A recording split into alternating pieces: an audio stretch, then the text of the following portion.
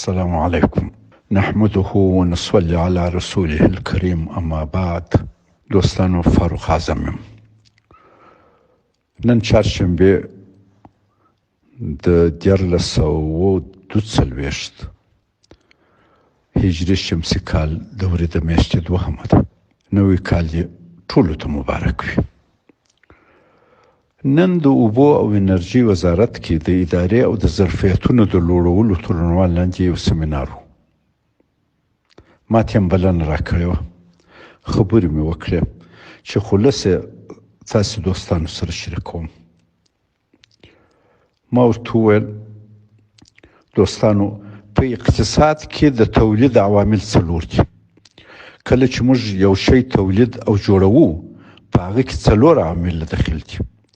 اول 2 عامل اساسي دي او 2 نور په همدغو 2 کې شامل دي، خو دومره بارز دي چې اوس د جلا عواملو په توګه مطالعه کیږي. غواړم دغه نسبتاً مغلقه موضوع په یو ساده مثال کې تشریح کړم. تصور وکړئ چې انسانانو په ابتدا کې ډېر ساده ژوند درلود. د رود پر غاړه اوسېده او مایان یې نیول او خوړل. یو چا به ټوله ورځ مثلا 5 مایان ونیول او په هغه به یې ګزاره وه.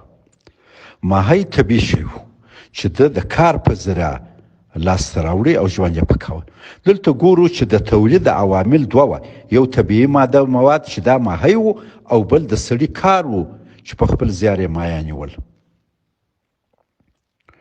دغه سړي یو ورځ فکر وکړي چې کیدای شي یو ورځ ناجوړه سم، مایان نه سم نیولی، وږی به پاتې سم.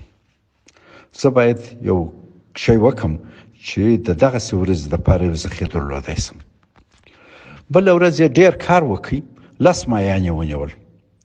په سبا یې کار ونه کړي، مایان یې ونه نیول او د پرون مایان یې وخوړه. خو په دغه ورځ بیا کاره کښېننستی، بلکې له لښتو او وښو څخه یې د مایانو د نیولو یو ساده جال جوړ کړي. په بله ورځ یې په دغه جال له اوبو څخه 20 مایان ونیول. دغه جال د دغه سړي سرمایه وه. اقتصاد کې دغه جال ته سرمایه وایي. په دې ډول د دغه سړي سرمایه عبارت وه د هغه د کار څخه او د هغو طبیعي موادو لښتې او واښه څخه چې د جال په جوړولو کې کار ورڅخه اخیستی و.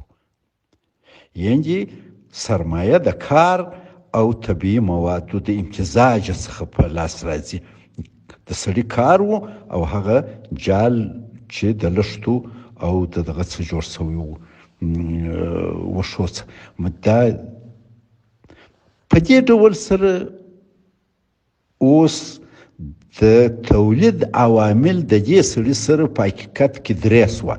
یو طبیعي مواد و ماهی، بل د کار و، اوس 3یم شی ورسره اضافه سو چې سرمایه یا دغه جال و. دلته د تولید عوامل ګواکې دغه 3 وه. بله ورځ همدا سړي د جال پر مؤثریت او ظرفیت په لوړولو کې فکر سو. د فکر وکړي چې جال څنګه تر اوسني سپک جوړ کړي. دا دروند دی چې دی ډېر داسې جال باید جوړ کړي چې ډېر ستړی نه سي، او ظرفیت یې هم داسې ورلوړ کړي چې په لږ وخت کې ډېر مایان په ونیسي. بالاخره یې داسې لوی او سپک جال جوړ کړي چې ډېر مایان یې اوسا په نیول، چې نه یوازې خپلې کورنۍ بلکې ګاونډیانو ته یې ورکول، چې بیا وروسته د تجارت مسله پکښې راځي. دغه چې جال یې تر پخوا سپک جوړ کړي، ظرفیت یې تر پخوا ورلوړ کړي، او هم یې په اوبو کې د جال د اچولو طریقه مؤثره کړه. دغه مهارت ته په اقتصاد کې مدیریت وایي. په دې ترتیب د تولید عوامل 4 سوه. یو طبیعي مواد چې مایان وه، 2م د سړي کار و، 3م سرمایه د جال، او 4 مدیریت. دغه فارمول چې د تولید عوامل 4 دي، طبیعي مواد، کار، سرمایه او مدیریت، په هر تولید کې هر ځای مطرح دي. مدیریت چې څومره ښه وي، هغومره تولید په لږ مصرف او ښه کیفیت لاسته راځي.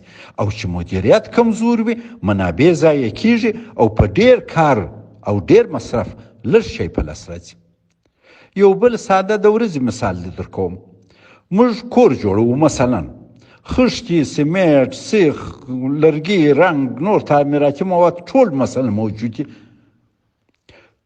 یو انجینیر وبنا یو د دغه موادو څخه یو تعمیر جوړوي چې رنګ یې هم سم نه وي، خراب وي، زړه تنګی تعمیر وي، خو بل بنا او انجینیر بیا دغه مواد په لږ موادو په لږ مصرف بیا یو ښایسته تعمیر جوړوي چې د چا طبیعت پکې سمیږي.